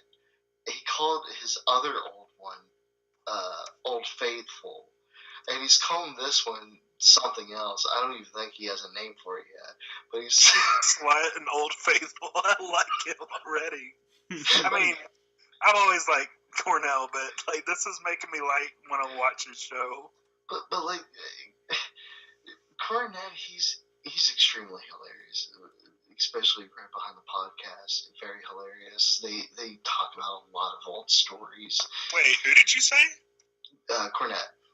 Oh, I think you said Conan for a second. I was like, No. How did we switch to Conan? No. Like, I completely love the Cornette experience. I completely love. Did I say the Cornette experience? The Jim Cornette experience. I completely love Cornette's Drive-Thru. I love them both. I really wish they would do more podcasts, but they only do them like once a week, which to me is a little sad though. It happens. I mean, I do my own podcast from time to time as well, and sometimes I really have nothing to talk about, and I just don't do a podcast. And then there's other times where I'll just ramble on, kind of like what I'm doing now, Right. in a podcast until I run out of something to say, and I'm like, well, okay, I guess that's about it. I try to get Cornette to be a part of my podcast, but I haven't heard back from him. There's a lot of people that turn me down. Sadly, I've had a YouTuber turn me down. I told Connor this, but like I really want to get like famous wrestlers on our podcast one day. You know, I don't know if you know of Dom Rybold and Chris Mullins. I know, yeah. Chris is in our thing, right? Yeah. I completely forgot about that. Usually, Chris, he'll go around to certain people on, I think it's either Twitter or Facebook. He'll just randomly message them and ask them, hey, you want to be a part of our podcast? And they'll say, yeah, how do you want to do it? And he'll tell them Skype, when, like what time. He'll tell them. So far, he's got, what was that one big, I think it was Samoan from TNA. Samoa Joe? No, not him. Oh, I was like, He has like black paint on his face. Bizarre hair. Oh, what's his name? Willow? where? No. He's an overweight wrestler. Oh, Connor, is it your EFED heel guy? Falaba, I think. What? Falaba. Falaba? I think that's his name. Falaba. He's in TNA. I'm about to look up some TNA wrestlers. And while I'm looking that up, Ethan, what were you saying? Is it your EFED heel rep? Oh no, he's not. How dare you? He's Mexican. 2, he's not overweight. You're thinking of Pentagon Jr. He's not even. I gotta go over to his channel to see who was in it. Is he still currently? Who? The guy I was recently talking about? Yeah. I think so. Okay. I'm looking at. Well, this looks like an old. Here we go. This is an old. What's it called? Oh wow, Falaba. Yeah, he got an interview with him. He's interviewed Ethan Carter III for maybe like 62 seconds. He luckily got. Go to our chat real quick. I'm about to send a picture to see if it's the right guy we're trying to think of. But go ahead and continue. He luckily got a very, very short interview, 39-second interview with Jim Cornette. He got almost a 2-minute interview with Scott Steiner, except the camera had to be face down at Dom's foot or feet because for some reason Scott didn't want to be liable for like something from I guess TNA at that time or whatever company he was from. Yeah, he's also interviewed Kurt Hendrick, which I don't know if any of you know of that guy. Who'd you say? Kurt Hendrick. He's a Canadian wrestler. He's in a tag team faction, I think, called the A Team. Sounds familiar. It sounds familiar. They've definitely interviewed FTLOW. They've interviewed Marty the Moth Martinez. Marty. The best one I think they've done an interview on was I'm sorry, FTLOW didn't have the face paint. Wrong person. That was Congo Kong. Yeah, they did an interview with him as well. They did an interview with Man Scout Jake Manning. That was really good. Hey, what was that name you just said? I'm sorry, not Conga Kong, but FTLOW. No, the other guy, the Kendrick or something like that. Kurt Hendrick. Kurt Hendrick. Mhm. Okay, I'm about to look at that, see if I recognize him. Oh, there's a bunch of chicks showing up. He's been wrestling over in Detroit lately. Yeah, the guy I just pulled up is not the guy that we were talking about. Random basketball player came up. But yeah, like they get wrestlers just like that. It's all thanks to Curtis. Like he gets them, they interview them, and I think here lately, Dom usually posts up like previews of what the interview is going to be before he releases it, which I think is a really smart idea. But like they're really good interviews, and I've been trying to get my hands on some people here lately. I do know for a fact that I will be getting Josh in my podcast. Hopefully very soon. It was supposed to be, if I'm correct, today is what, Saturday? Yeah, it was supposed to be yesterday, I think. But that's okay. Or maybe the 9th, I can't remember. It's one of the two. He's supposed to be on it. But like we're supposed to be talking about wrestling, music, whatever the case may be. The podcast is definitely going to be shared on For the Love of Wrestling. So, you know. That's cool. I was going to say, I'll check you out. But like, yeah, when I recall, like, after hearing For the Love of Wrestling podcast for a little bit, I'm like, you know, I'd actually like to be a part of it, and now I am. And like, it's like when I first asked Josh to be a part of it, like to help him out and all that other stuff, like I wasn't really expecting to be admin. I just thought, okay, he's gonna say, yeah, sure, you can help. But like, I said something about an admin or whatever the case was, and I was expecting him to say, give me a few minutes here. Let me think this over. No, not at all. He didn't even ask, but like he was like, hey, by the way, we have a cool admin, and we're like, you do? And all of a sudden he adds you to the group, and we're like, oh shit, cool. I wasn't expecting that was it. as much of a surprise to us as it was you, but nobody had any complaints. The thing of it was that out of the chat that I was reading was like everyone that was like, oh, was saying why not sooner? And I'm thinking, wait, was I supposed to be in here sooner? Well, like, honestly, like, what I meant, because I think I was one of those people. Mm-hmm. With me, I was more like, why didn't I think of that? Well, like, I'm not sure if it ever crossed anyone's minds of you know, let's ask John to be, you know, if he wants to be in this or not, or you know, whatever the case may be.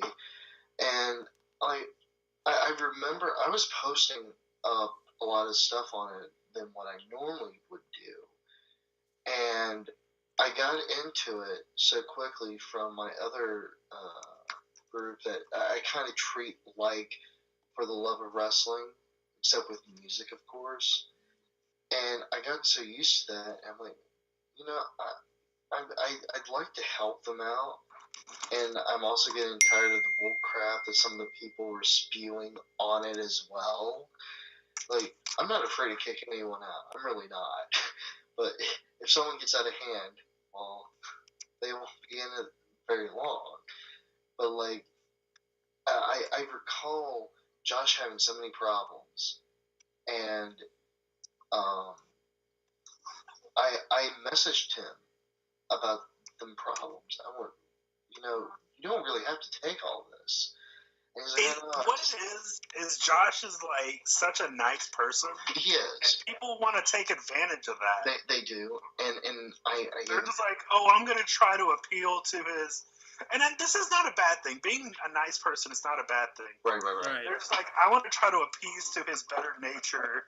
And they just try to take advantage of it. I think in a way, Josh is afraid to do what people like me can do, and that Josh, is we needed an enforcer. But I think he didn't want to be that because he wants to be on everyone's good side, and I don't blame him for that. But for me, I've been hated before, so I don't mind it one bit. I mean, if you hate me, fine. I don't care. I'm still breathing, and that's all that matters to me. But, like, I'm not afraid. You can hate me, but... Yeah, like, I'm definitely not afraid to help. Not afraid one bit. Like, I've told people how I thought before. Yeah, you have a conscience of thinking to yourself, how are they going to react to this? How are they going to react to that? You don't know. You just go with the flow, and if they react to it, great. If they don't, then okay. But I was so surprised knowing the fact that I was accepted that quick, and I was going to be braggadocious about it too. In the other call, I was going to be braggadocious about it. I don't think they're going to care. I really don't. But I thought, like, to become an admin, I thought there was probably going to be a challenge or a test or something. No.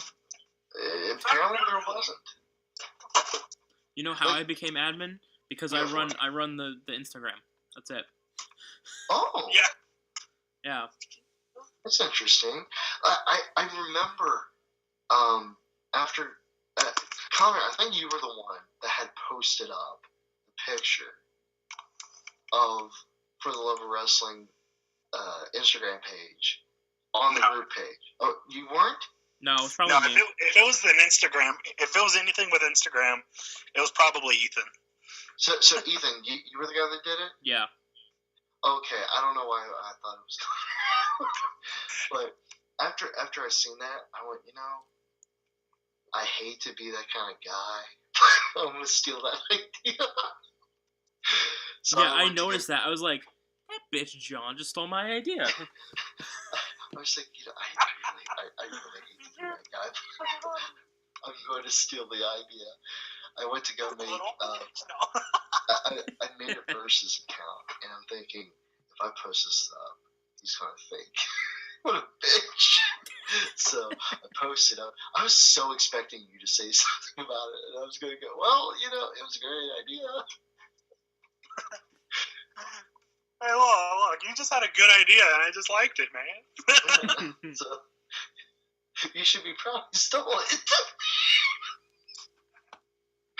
But, like, people nowadays, people need to learn they need to learn how to have fun with what they do and what they love to do. And with me, I love doing what I do when it comes to the internet, when it comes to dealing with my Instagram of both Uncle John and Versus, when it comes to dealing with the pages or my group or helping out with For the Love of Wrestling, I love it. It really never takes any time off my hands because I could be doing it for one moment and then doing something else and then getting right back onto it. To me, it's completely fun. And Right. I never get stressed out about doing it. Now, I don't know if you all do talk about this subject, which I'm only going to talk about for maybe about 15 seconds, maybe 10, hopefully. But when I was doing e-fetting, I hated it. The very last minute, I hated it. I wanted out so bad. It stressed me out. But doing this stuff, it doesn't whatsoever.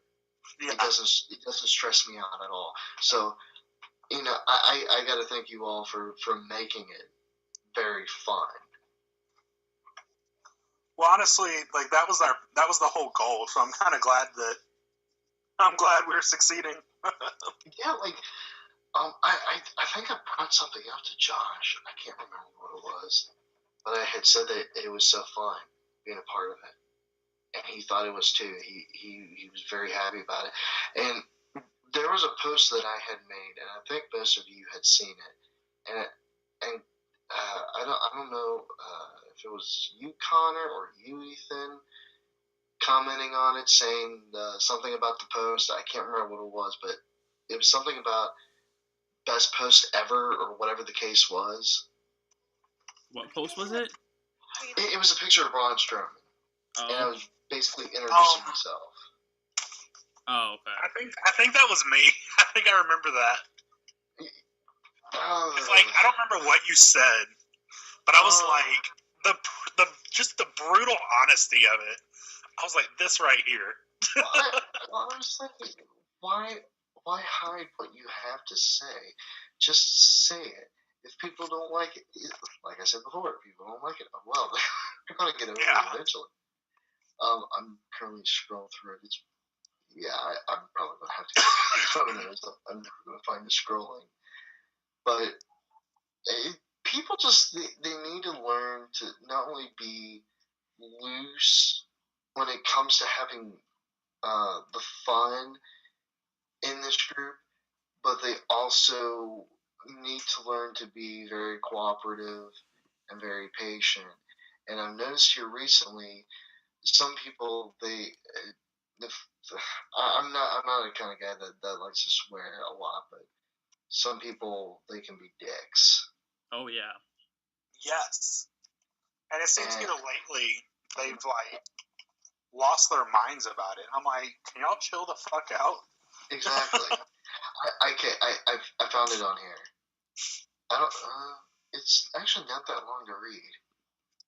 I don't think I really want to read it on here though. But yeah, Connor, you were the one that said this is what we need.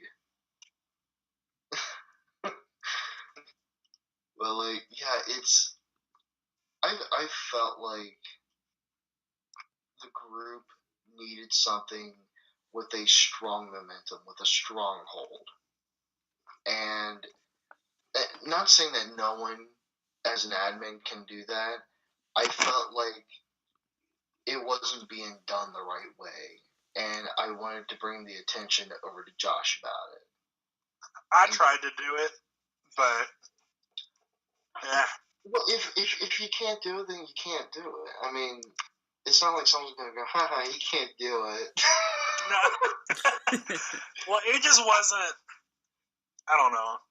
It's fine. It's fine. Like I usually get this kind of, I guess, demeanor from my mom. Like, don't put up with bullcrap from anybody, especially from your loved ones. And like after seeing what had went down with Josh several times over with other people, and he's making these posts about it's enough that people are doing this and doing that, and I'm thinking, instead of I can understand letting your frustration out, venting over a post. I can understand that, but instead of doing that constantly, you need to deal with it by removing the problem instead of complaining about it constantly.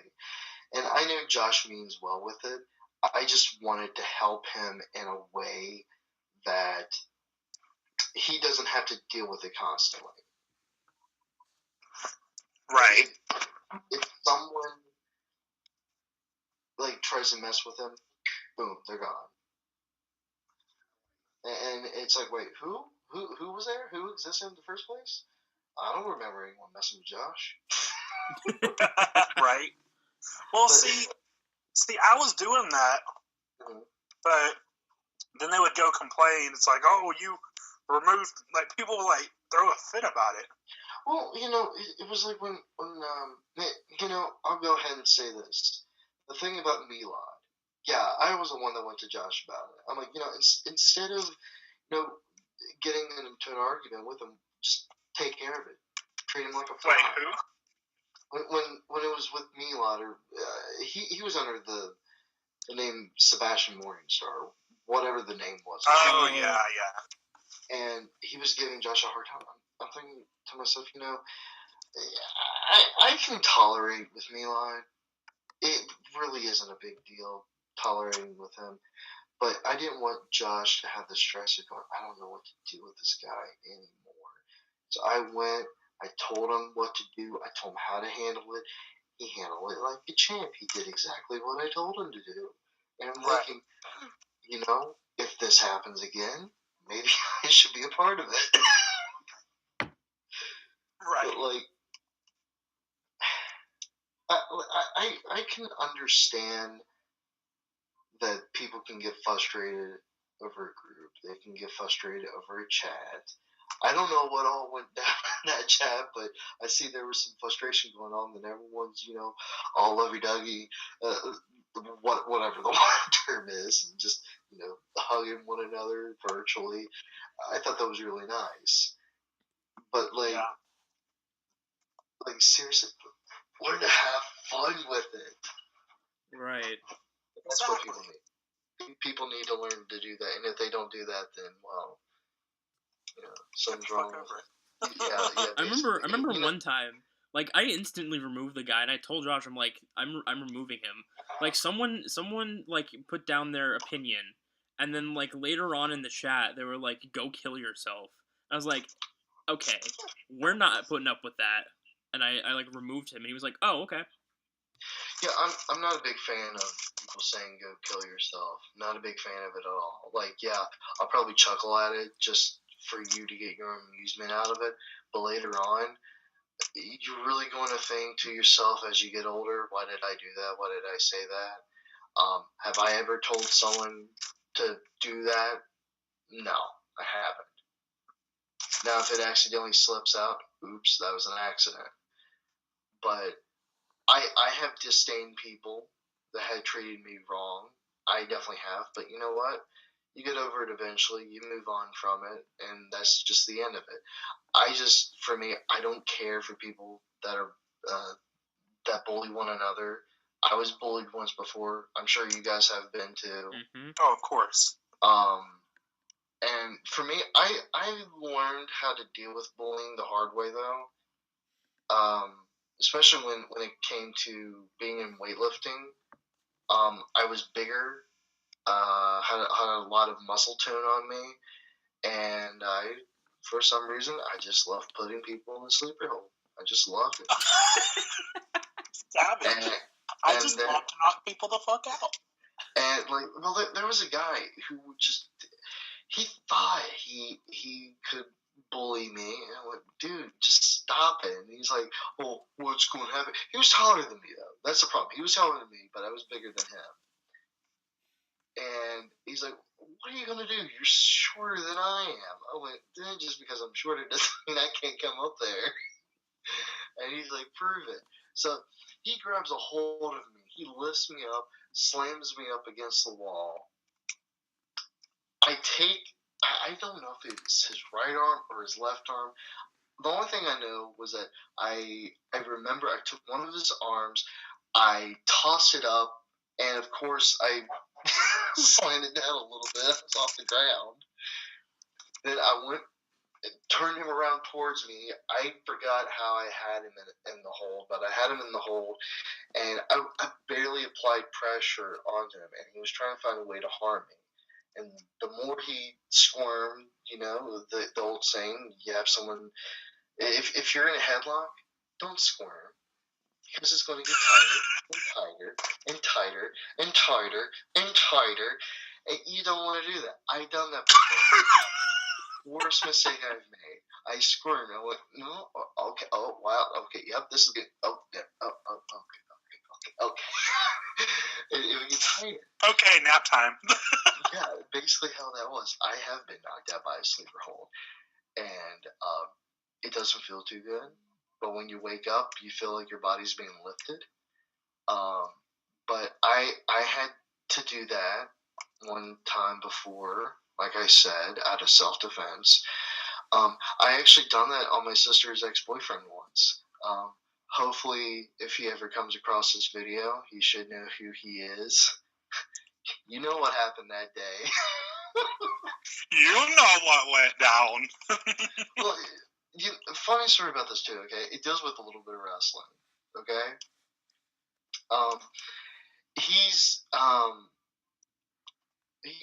He was invited by my sister. I don't know why she invited me. I questioned to her about it. Why did you waste our valuable time with him when we could have been a family? And she's like, because I love him. No, you don't. No, you don't.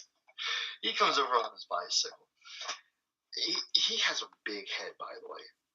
Bigger than mine. And holy shit, no, I'm kidding. And he has this really big hair. Like, really big hair. And I couldn't resist it. I asked him what in the hell lived up in there.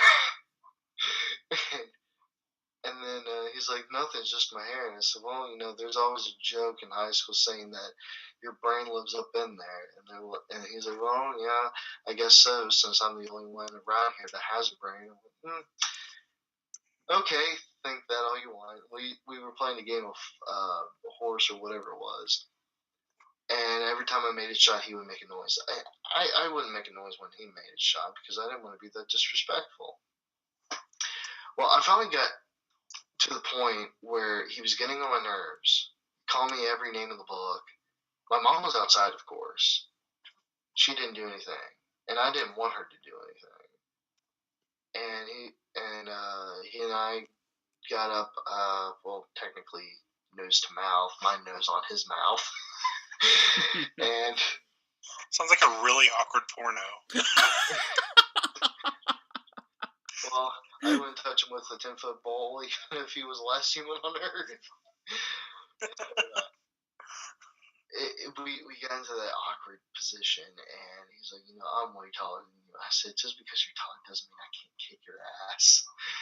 And he's like, you couldn't kick it. I said, you want a bet? He's like, yeah. I said, let's take this around back. I don't want people calling the cops. He's like, okay. We walk around. I said, leave your bike right there. You're not going to need your bike. And he's like, you're right. And I said, just to think of it, you may need your bike. And he's like, why? And I said, because I don't need a weapon, you do. So we go around the back. My mom leaves the front porch. She goes around to the back. She sits down. My sister goes inside. She has no idea what's going on.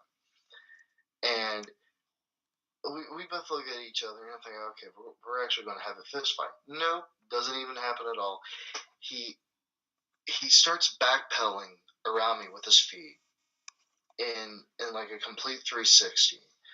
And I tell him, I said, I don't know what you're doing, but it's stupid. And he's like, oh, I'm preparing. I went For to what? fall. And he's like, no. I went, what the hell are you doing? He's like, I'm preparing. I went, you're preparing for someone, right? So I think it was the third time he went around me. I remember he went around my arm, and I thought really fast, stick out my right foot. Don't forget it. SpongeBob quote. Stick out your foot. Don't forget it. So I stick out my right foot in time. He doesn't even see it. He trips over it, falls down. I put him in a headlock. And I think, no, that's not going to do it. So I take his knee. I don't know. Don't question how I did this, but I take his knee and I put him in a pinning predicament where I could get both my hands locked together in a cup and he can't break out of it. And he's laying there in the hold, and he's like, "Oh boy, when I get out of this hold," I'm like, "What are you going to do?" Oh boy, when I get out of this position that I'm definitely not getting out of. Hot cheese. My mom laughed so hard at it, and he's like, "Oh boy, when I get out of this, what are you going to do? I got you in this hole." He's like, "I can break it." I went, "If you can break it, I'll let you go. I'll let you leave for good. No damage done. I'll forget about it." And he's like, "You sure?" And I said, "Yep, I'm sure." And he's like, "Okay." And he's like, on the count of three, "What do you need 3? You just do it." Okay, so I know you're gonna try to keep me from breaking this hold, but I'm gonna give you a time that I'm gonna do it. he's like, I'm giving you a prep time. He's like, "I'm gonna give you the count of 3. I'm like, "Just do it." And he's like, "What?" I said, "Just break it. That's all I'm saying. Break it." So he tries with the hand that's free. By the way, I have his right hand trapped. And he's trying with his left hand. He can't get it undone. He's like, "What the hell?" And I went, "Come on, break it." And he's using his leg power. He had this rumor going around that he has so much leg power that he could kick a horse and make it fall over. Wow. And he's just doing the best he can, and I'm just laying there going, you know, if this is how you are like in sex, you must be really horrible at it. And he looked at me funny. I said, "You can't get out." Jesus. And he's like, "You know what? I'm going to do something that's going to piss you off." I said, "You're going to tell a guy this that has you in a position that you're going to piss him off." "Well, yeah, okay." So what he does is he pokes me in the eye with his big thumb, okay? What pissed me off about it was he poked me in the eye. So don't, like, you all remember, I said, don't question this part. I took his knee, I folded my arm and made his knee connect his nose. And he bled. Oh, And God. when I let go of him, he got up. Tears were just rolling down his face, and he's like, "I'm going home." "Okay." "Don't let the door hit you on the ass." So he grabs his bike, he heads back home. I think about 30 minutes. Guys, I'm going home. Like 30 minutes later, he comes back with his parents in the car, and I'm thinking, "Oh no, what did I do?" Well, his parents asked to come in. We're like, okay. My mom already knows what happened. We told my dad, and he's like, "Well, he deserved it." His parents sat down. We were having a conversation. She said, "We heard that your son had bashed our son's nose with his own knee." Mom's like, "Yeah, it sounds pretty impressive, doesn't it?" She looked over at me. She said, "Young man, my question is why?" I went, "Well, your son was bullying me." No further question after that. They just looked over him. "Is this true?" I'm not going to say his name because I hate giving away the identity of people. But I looked over at her and he's like, "Well, I just thought we were having fun. I was picking on." I'm like, "You call bullying picking on someone?" "Well, yeah." "How would you like for me to take you down and bash you with your knee?" How would you like to know what I just had a kills doing, which wasn't even close to being right. And he's like, no. I went, well, then shut up and accept your punishment. And his mom looked over at my parents. She said, I'm so sorry to waste your girl's time. Our son said that he just bashed, that your son had bashed our son in the face for no reason. I'm like, oh no, there was a reason. I said, even God Almighty, there was a reason. So after that, they had left. The next morning, I went to school. I really wish this was a made-up fantasy.